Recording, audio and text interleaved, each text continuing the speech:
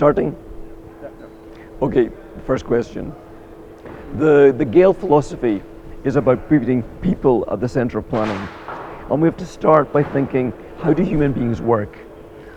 How do we walk? How do we move? How do we sit? How do we stay? How do we use public space? And this very basic understanding of how human beings work is how we start. There's one scale, whether we're working in villages or towns or the biggest of cities, there's only one scale, and that's the scale of the human being. We come in the same package, we have the same eyes and ears, the same sensory system.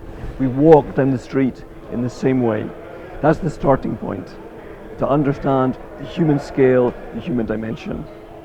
The Gehl methodology is always based on reality, that we go to a place and study what's going on.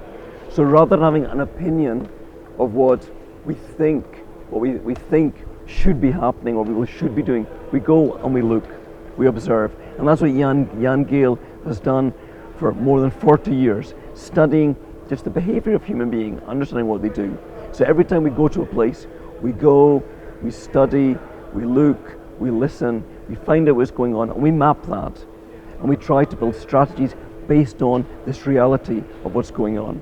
So a key part of what we do is being there in the field, on the street, on the square, studying things.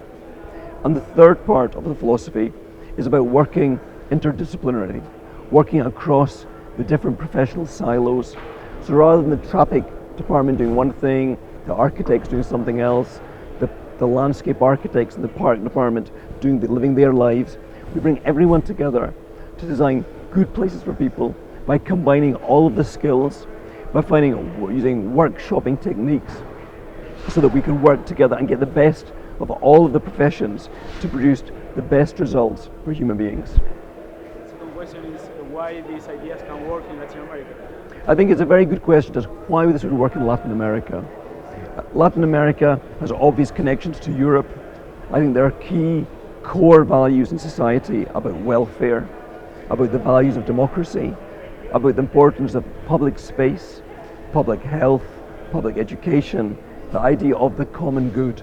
All of these things make sense, and that makes me feel that Latin America is a very fertile ground for bringing our ideas from Scandinavia, not imposing them, but interpreting them for the Latin American context. Because of course things are different here, we would reinterpret things, but the core values, I believe, are the same.